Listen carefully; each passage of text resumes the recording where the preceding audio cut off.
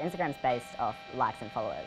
So the more followers you have, the more likes you have in your photos, but the bigger you amass, kind of become a marketing and branding tool. If you take the top tier of Australian social media influencers, they would be making a couple of $100,000 a year easily from their social media accounts. For being a 3-4-year-old industry, that's pretty rapid. These people have the theoretical opportunity to become millionaires, but their reach is worth millions of dollars. The term Instagram influencer to me usually evokes pictures in my head of models, chefs, people who are like rolling in money, celebrities, people who have risen to the top of their field. And for me to be put in that category has been quite surreal.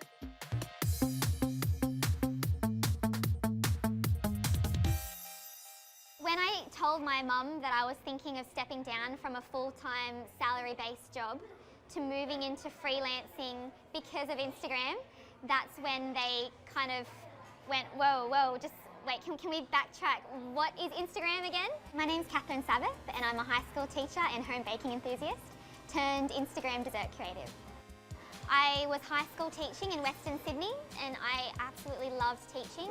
It's always been a passion of mine, but after I signed up to Instagram, when I noticed that things were getting a little bit crazy and people were requesting cakes from me, I decided to step down from full-time teaching and pursue the Instagram baking and dessert creating that I had always loved. Cakes are predominantly what I post, cakes and desserts. I rarely take selfies. I'm not entirely opposed to them. I do take someone else's, which is where someone else will take a photo of me, but I would prefer to show photos of my friends, fun occasions, and other things that are creative.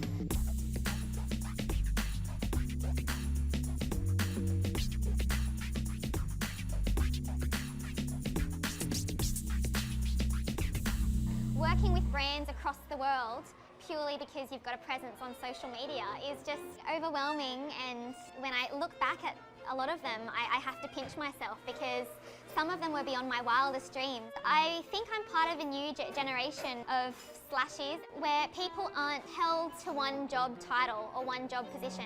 A lot of people may think that I live this glamorous life. I'm always out having lunch and taking photos of my food and having chefs throw their croissants at me, but that's definitely not happening. It is quite stressful behind the scenes. Most of the time I'm in meetings talking about potential collaborations or partnerships or even cake jobs. And when I'm not in meetings, I'm baking and my cakes can take, say, 2 to 3 days to make.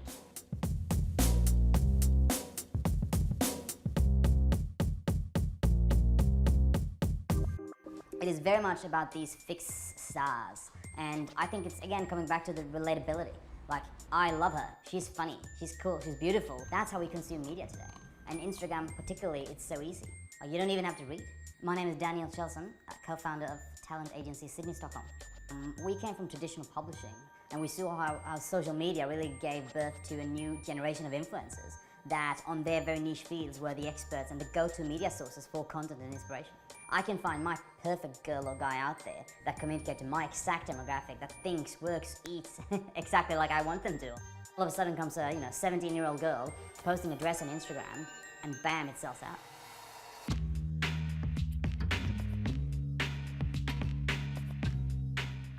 Yeah, I think my Instagram style, it's casual, it's fresh, I'm always on the go, but with like little touches of luxury.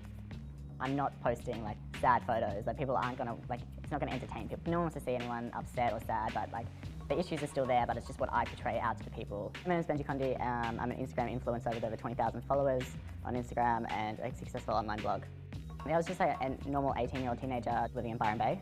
Just kind of taking photos, just coastal beach photos, health, food, everything like that. I've always been kind of like a big fish in a small pond, and Byron can only cater so much for that. So I've always hungered to try and make a bigger splash. So that was my driving point to moving to Sydney, because I wanted to try and make something of myself in the city.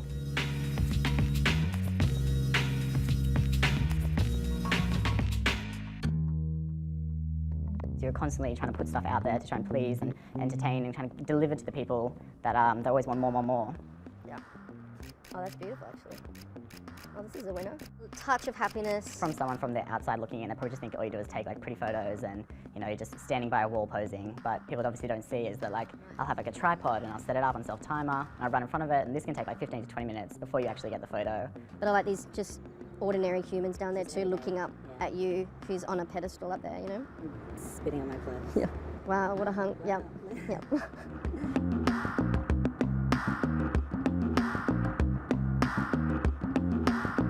Or if I don't have that with me, I just get someone to take a photo of me. It's like, there's a lot more to it than kind of just what everyone thinks.